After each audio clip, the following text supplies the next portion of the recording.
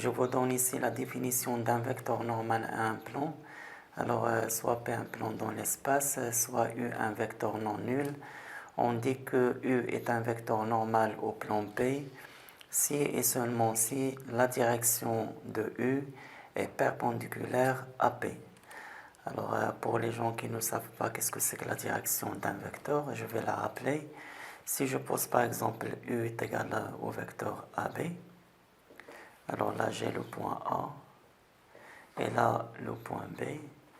Alors toute droite parallèle à la droite AB s'appelle une direction du vecteur U. Et donc je peux reformuler cette définition de la façon suivante. Le vecteur U est normal au plan P si et seulement si la droite AB est perpendiculaire au plan P. On a la propriété suivante. Premièrement, si P est un plan d'équation cartésienne AX plus BY plus CZ plus D est égal à 0, alors le vecteur U de coordonnées ABC est un vecteur normal au plan P. Et deuxièmement, si V de coordonnées A'P', C' est un vecteur normal à un plan Q, alors une équation cartésienne de Q s'écrit sous la forme A'X plus B'Y plus C'Z plus D' égale à 0. Comme application, donner une équation cartésienne du plan P passant par le point A de coordonnées 2, 1, 0 et de vecteur normal U de coordonnées 1, demi, 1, 2. On a U de coordonnées 1, demi, 1, 2 est un vecteur normal au plan P. Normal au plan P. Donc, d'après la propriété, une équation cartésienne de P s'écrit sous la forme 1 demi x plus 1 fois y, c'est-à-dire y, plus 2 fois z, plus un certain t est égal à 0. Donc, il reste à déterminer d, la valeur de d, et comme A, le point A de coordonnées 2, moins 1, 0 appartient au plan P, alors les coordonnées de A, elles doivent vérifier cette équation. Alors 1 demi fois 2, plus je remplace y par moins 1, c'est-à-dire moins 1, et là plus 2 fois z c'est 0, plus d est égal à 0. Donc en fait on trouve ici 1 moins 1 c'est 0 plus 0, plus d est égal à 0, d'où d est égal à 0. Donc une équation cartésienne du plan P, c'est 1 demi x plus y plus 2z est égal à 0. Je vous donne quand même une autre façon pour déterminer une équation cartésienne du plan P passant par A et de vecteur normal U. Alors soit M de coordonnées x, y, z, un point de l'espace. On a ici le plan P. On a U est un vecteur normal au plan P et le plan P il passe par le point A. On a M appartient à P, M appartient à P, si et seulement si les deux vecteurs U et AM sont orthogonaux. Ça veut dire que leur produit scalaire, le produit scalaire de AM et U est égal à 0. Donc là, on détermine les coordonnées de AM. Les coordonnées de AM, c'est x moins 2 et y plus 1 et z moins 0, c'est-à-dire z. On a les coordonnées de U, c'est 1 demi, 1, 2.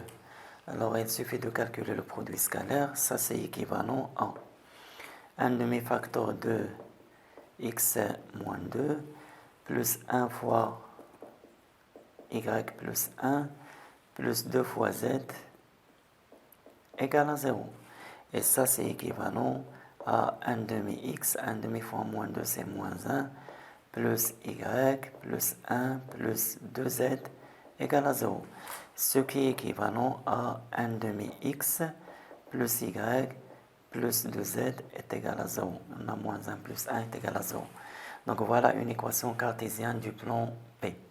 On a cette propriété qui sert à étudier la position relative de deux plans dans l'espace. Alors, soit P un plan de vecteur normal U et Q un plan de vecteur normal V. On a le plan P est parallèle au plan Q si et seulement si les deux vecteurs U et V sont collinéaires. Ça correspond à ce cas-là. On a ici P est parallèle au plan Q. On a U est un vecteur normal à P et V c'est un vecteur normal à Q. Et on voit clairement dans ce cas que U et V sont collinéaires. Pour le deuxième cas, on a le plan P est perpendiculaire au plan Q. Si seulement si U et V sont orthogonaux, c'est-à-dire le produit scalaire de U et V est égal à 0. Ça correspond à ce cas-là. On a le plan P est perpendiculaire au plan Q. On a U est un vecteur normal à P. V est un vecteur normal à Q. Et on voit clairement dans ce cas que U et V sont orthogonaux. On a l'application suivante. On considère les deux plans P et Q définis par équation cartésienne de PC 1 demi x moins 3z plus 1 est égal à 0. Une équation cartésienne de Q, c'est 6x plus 2y plus z moins 5 est égal à 0. Et la question, c'est montrer que les deux plans P et Q sont orthogonaux. On doit montrer que le plan P est perpendiculaire au plan Q.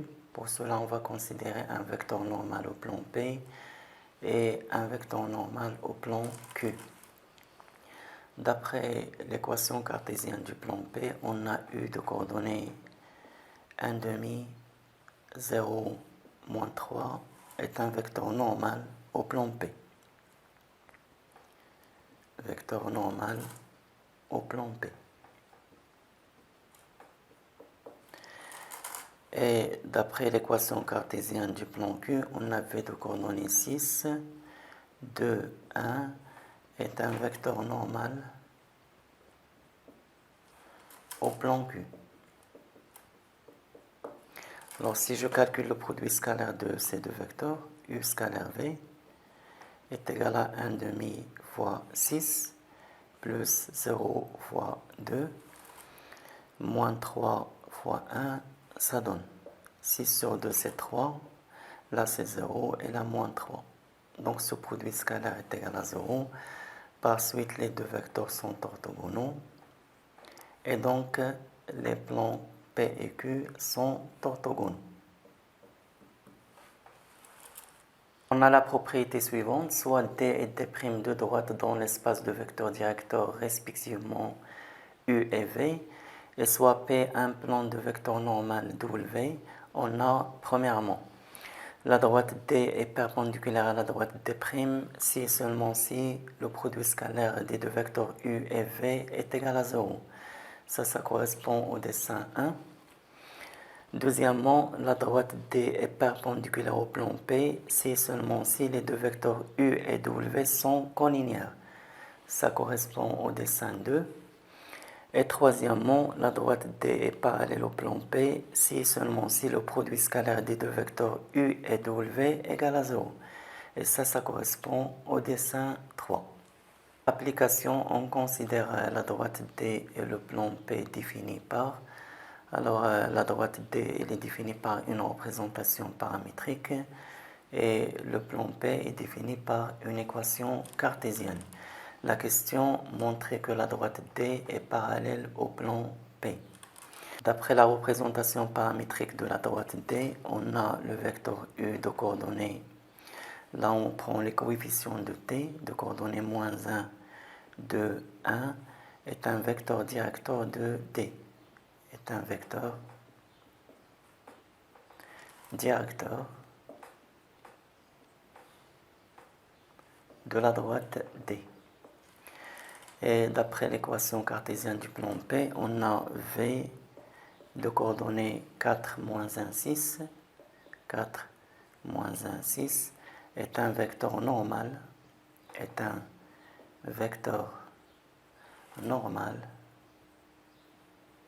au plan P. Au plan P. Alors, si je calcule le produit scalaire des deux vecteurs U et V, on a moins 1 fois 4, plus 2 fois moins 1, et plus 1 fois 6. Ça donne moins 4, moins 2 plus 6, c'est moins 6 plus 6 égale à 0. Donc le produit scalaire des deux vecteurs u, v est égal à 0. Et d'après la propriété, cela veut dire que la droite D est parallèle au plan P.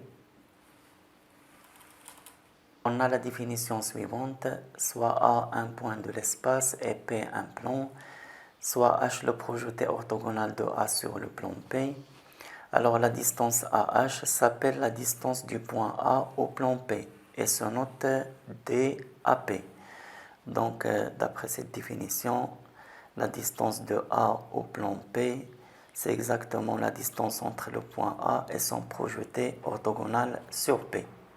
On a la propriété suivante, si A est un point de coordonnées x, a, y, a, z, a, et si P est un plan d'équation ax plus by plus cz plus d est égal à 0, alors la distance du point A au plan P est égale à valeur absolue de axa plus bya plus cza plus d divisé par la racine de a carré plus b carré plus c carré.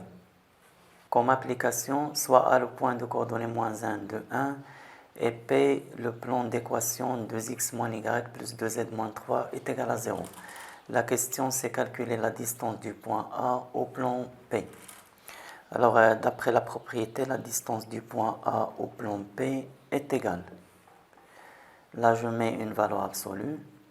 Là je remplace par les coordonnées de A, donc on aura 2 fois xa moins ya plus 2 fois za moins 3. Et là, on a racine de coefficient de x c'est 2, donc 2 au carré, plus coefficient de y c'est moins 1 au carré, et plus le coefficient de z c'est 2 au carré. Alors, ce qui donne valeur absolue de 2 fois xa, l'abscisse de a c'est moins 1, donc 2 fois moins 1, moins le ya c'est 2, et plus 2 fois za, c'est-à-dire 2 fois 1. Moins 3 divisé par racine de 2 au carré c'est 4, plus moins 1 au carré plus 1, 4 plus 1 c'est 5, 5 plus 4 c'est 9. En fait, ça donne valeur absolue de moins 2 c'est moins 4, moins 4 plus 2 c'est moins 2, et moins 2 moins 3 c'est moins 5. Divisé par racine de 9 c'est 3. En fait, la distance du point A au plan P est égale à 5 sur 3. Enfin, je vous souhaite une bonne journée, à bientôt et à la prochaine.